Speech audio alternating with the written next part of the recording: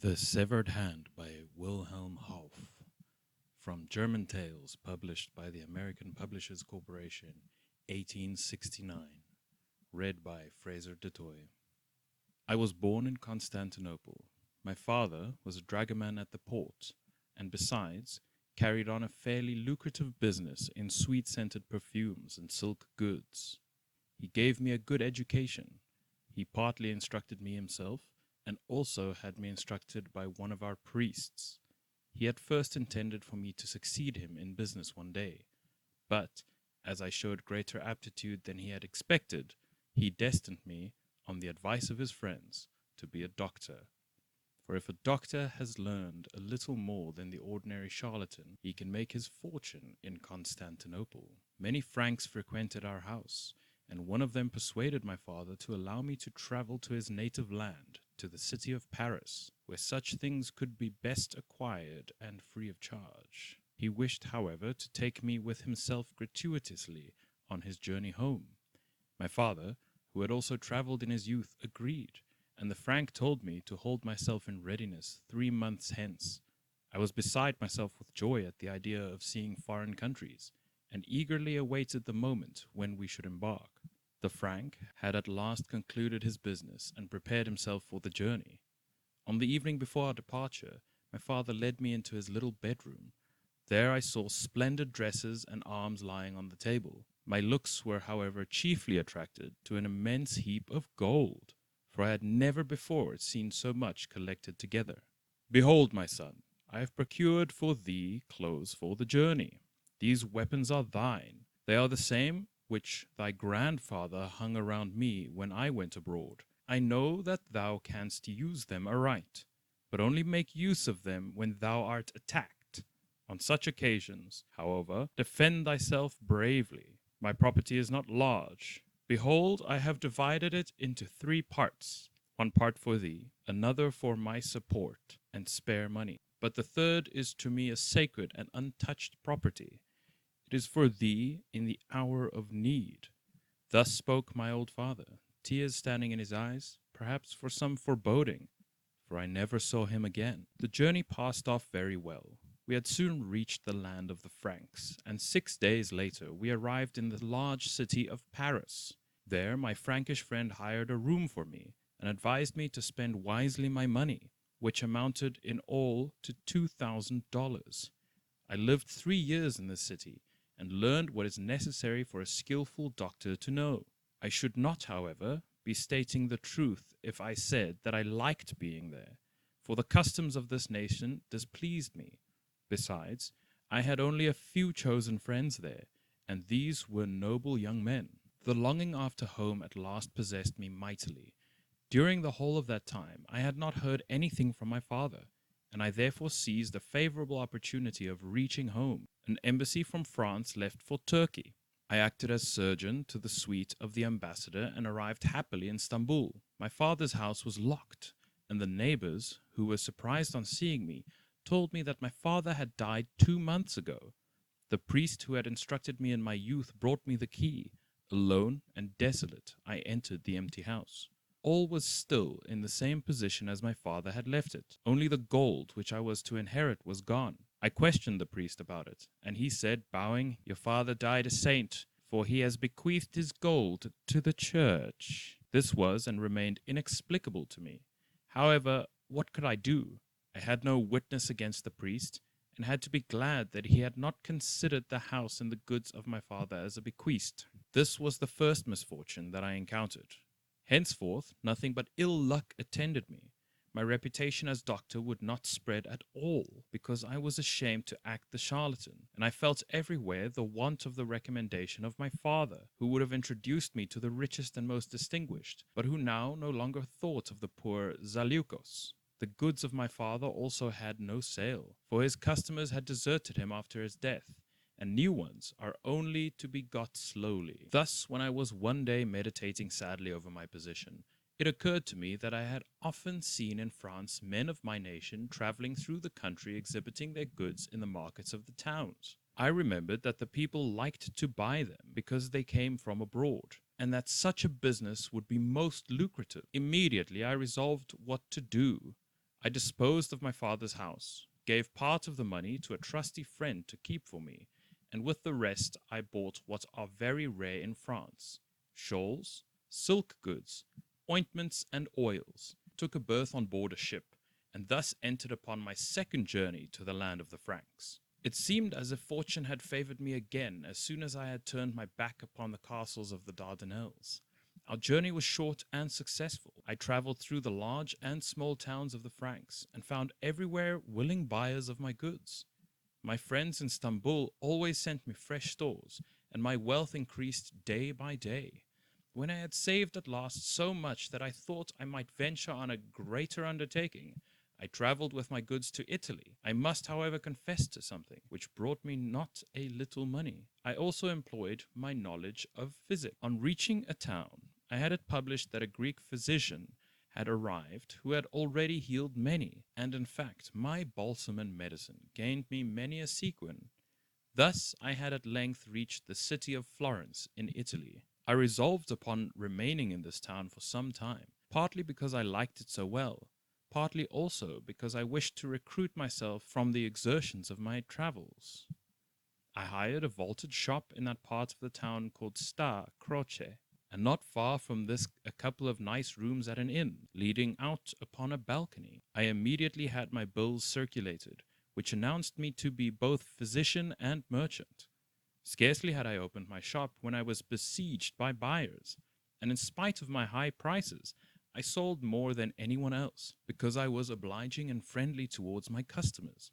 Thus I had already lived 4 days happily in Florence, when one evening, as I was about to close my vaulted room, and on examining once more the contents of my ointment boxes, as I was in the habit of doing, I found in one of the small boxes a piece of paper which I did not remember to have put into it. I unfolded the paper, and found in it an invitation to be on the bridge which is called Ponto Vecchio that night exactly at midnight. I was thinking for a long time as to who it might be who had invited me, and not knowing a single soul in Florence, I thought perhaps I should be secretly conducted to a patient, a thing which had already often occurred. I therefore determined to proceed thither, but took care to gird on the sword which my father had once presented to me.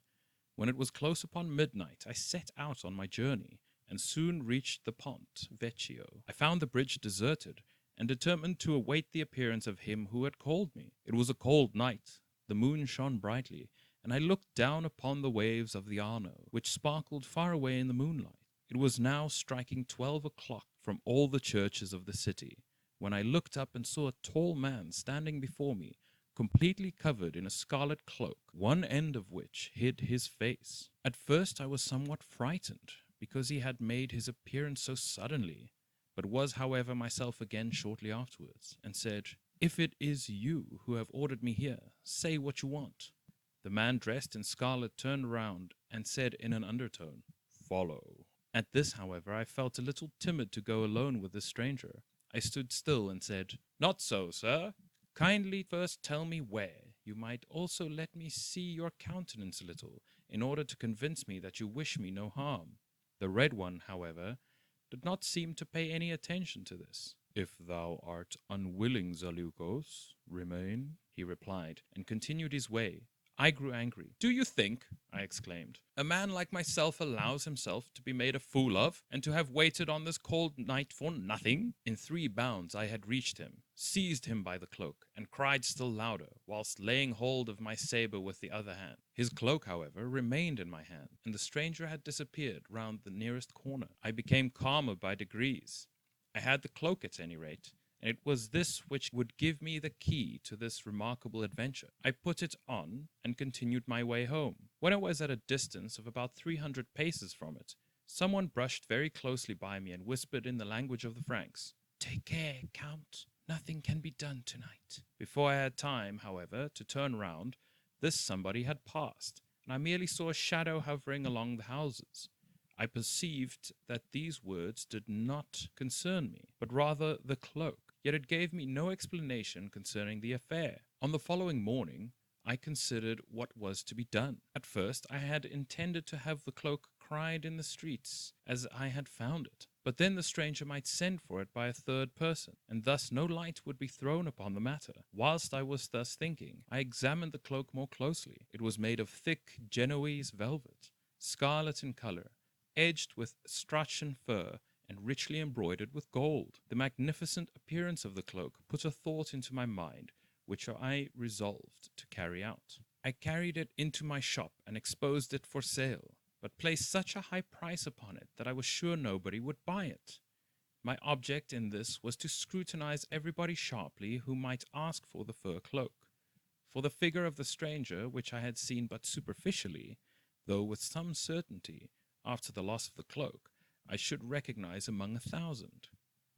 There were many would-be purchasers of the cloak, the extraordinary beauty of which attracted everybody, but none resembled the stranger in the slightest degree, and nobody was willing to pay such a high price as 200 sequins for it.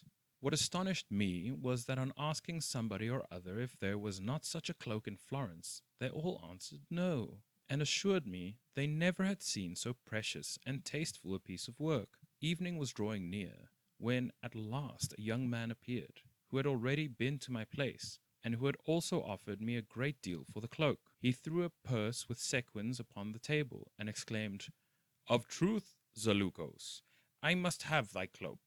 Should I turn into a beggar over it?" He immediately began to count his pieces of gold. I was in a dangerous position. I had only exposed the cloak in order merely to attract the attention of my stranger, but now a young fool came to pay an immense price for it. However, what could I do? I yielded, for on the other hand I was delighted at the idea of being so handsomely recompensed for my nocturnal adventure. The young man put the cloak around him and went away, but on reaching the threshold he returned, whilst unfastening a piece of paper which had been tied to the cloak, and throwing it towards me, he exclaimed, "Here, Zaleucos, hangs something which I dare say does not belong to the cloak." I picked up the piece of paper carelessly, but behold, on it these words were written: "Bring the cloak at the appointed hour tonight to Ponte Vecchio. 400 sequins are thine." I stood thunderstruck. Thus I had lost my fortune and completely missed my aim. Yet I did not think long. I picked up the 200 sequins, jumped after the one who had bought the cloak, and said, "Dear friend, take back your sequins and give me the cloak. I cannot possibly part with it."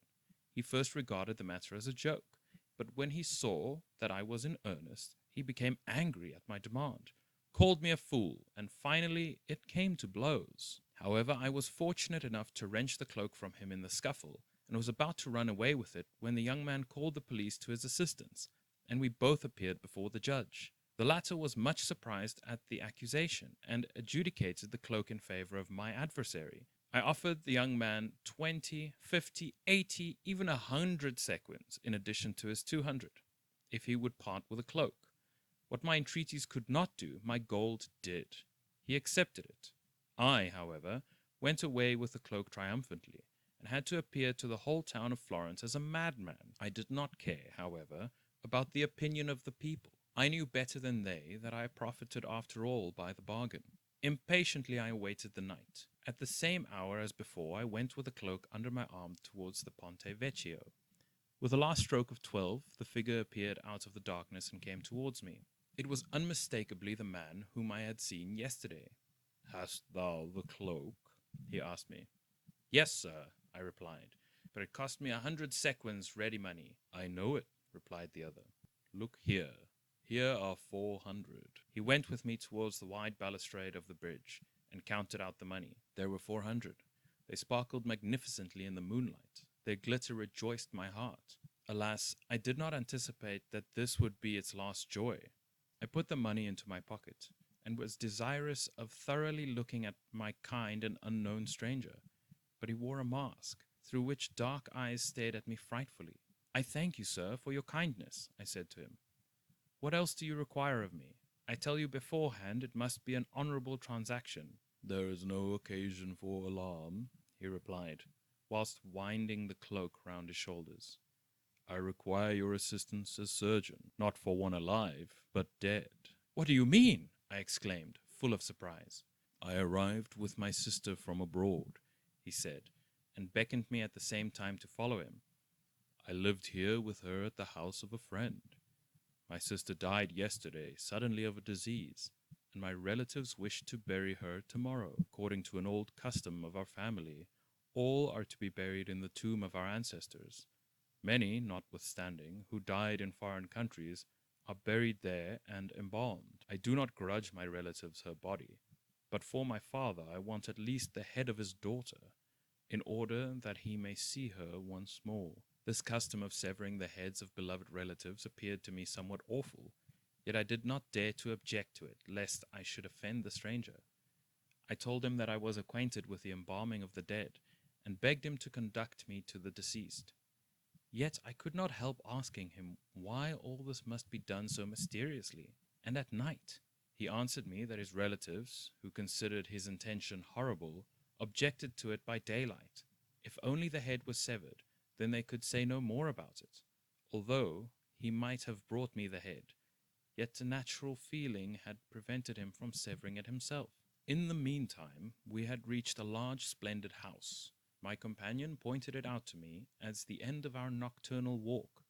We passed the principal entrance of the house, entered a little door which the stranger carefully locked behind him, and now ascended in the dark a narrow spiral staircase. It led towards a dimly lighted passage, out of which we entered a room lighted by a lamp fastened to the ceiling. In this room was a bed, on which the corpse lay.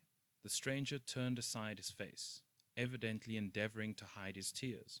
He pointed towards the bed, telling me to do my business well and quickly, and left the room. I took my instruments, which I, as surgeon, always carried about with me, and approached the bed.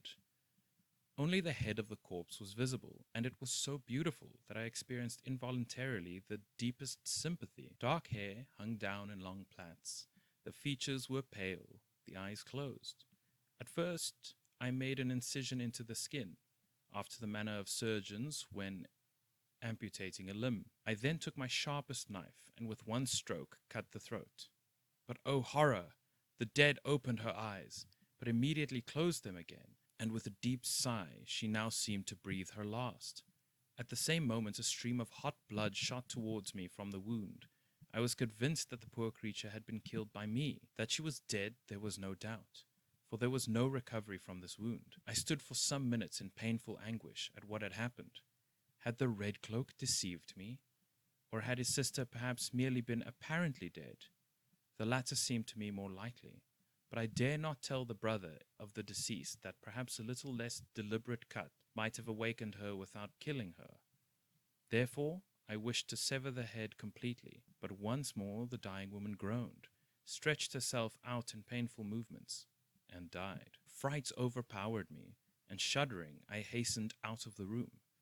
But outside in the passage it was dark, for the light was out. No trace of my companion was to be seen, and I was obliged, haphazard, to feel my way in the dark along the wall, in order to reach the staircase.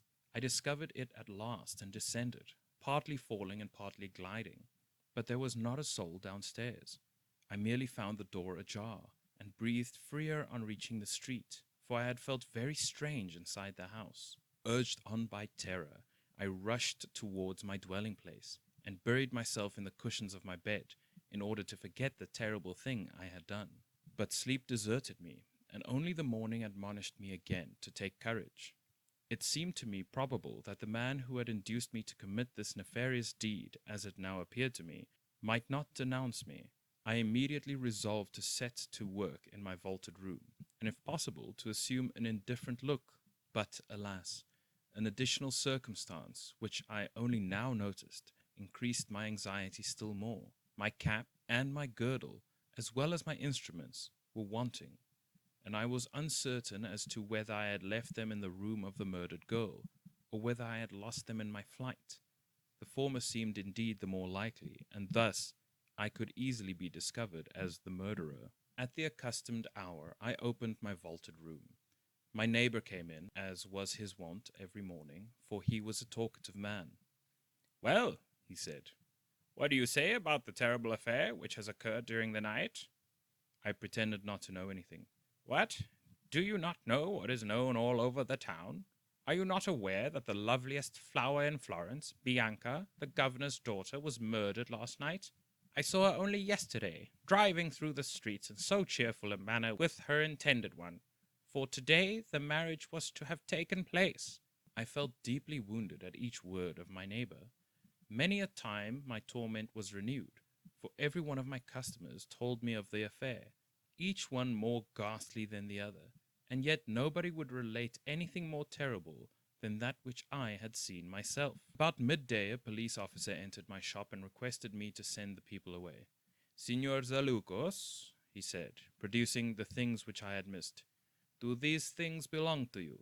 I was thinking as to whether I should not entirely repudiate them, but on seeing through the door, which stood ajar, my landlord and several acquaintances, I determined not to aggravate the affair by telling a lie, and acknowledge myself as the owner of the things.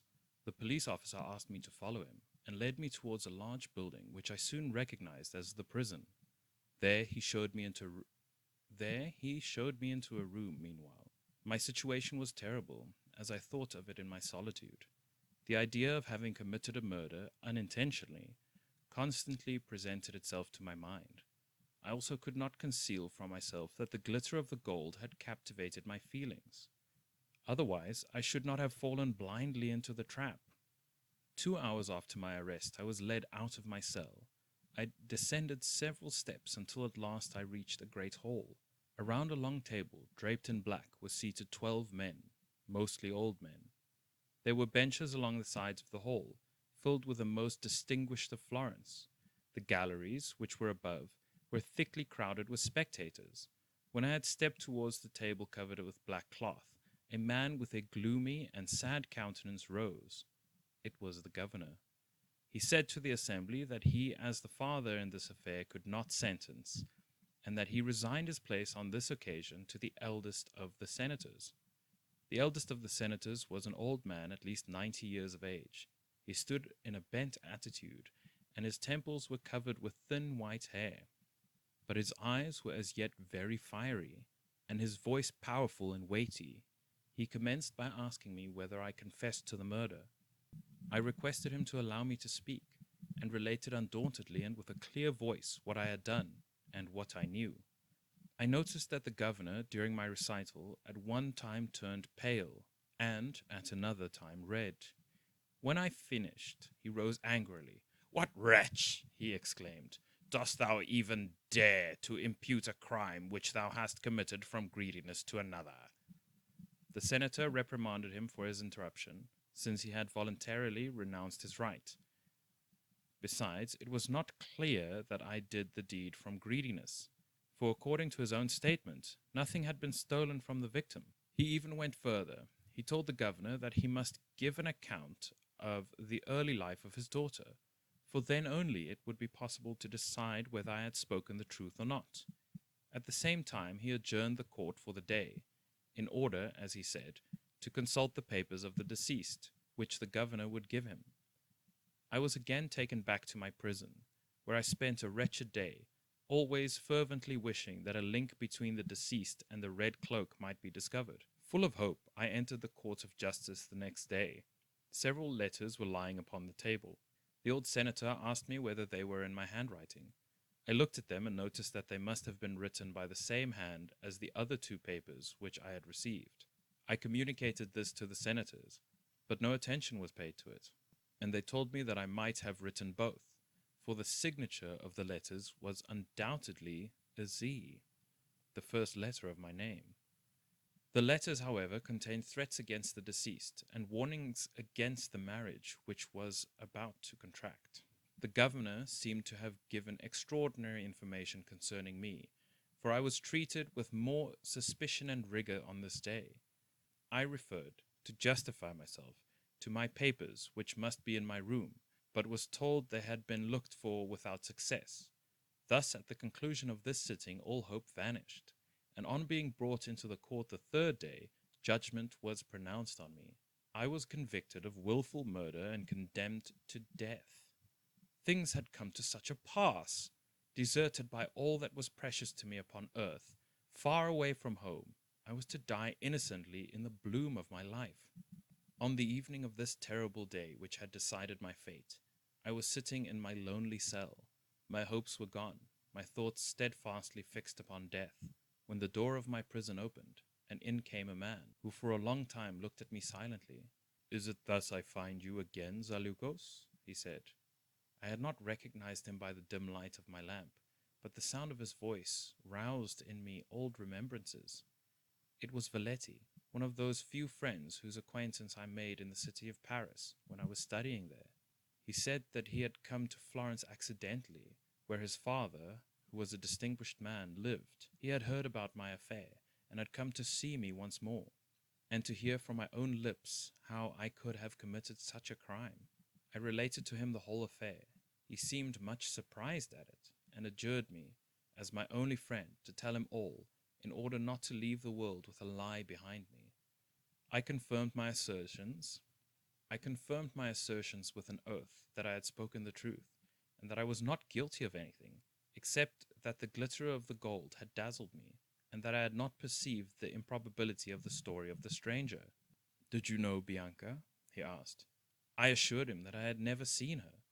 Valetti now related to me that a profound mystery rested on the affair, that the governor had very much accelerated my condemnation, and now a report was spread that I had known Bianca for a long time, and had murdered her out of revenge for her marriage with someone else. I told him that all this coincided exactly with the red cloak, but that I was unable to prove his participation in the affair. Valetti embraced me, weeping, and promised me to do all at least to save my life.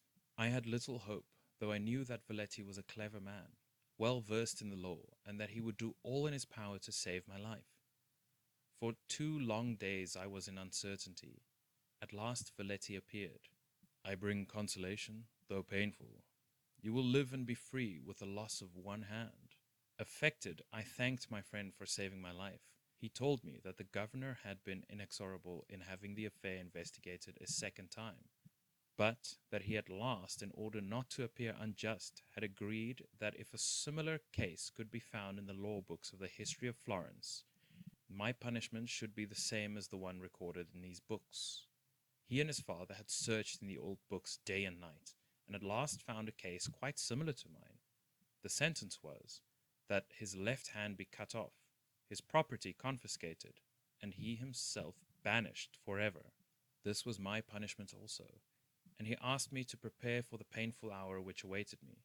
I will not describe to you that terrible hour, when I laid my hand upon the block in the public marketplace, and my own blood shot over me in broad streams. Valetti took me to his house until I had recovered.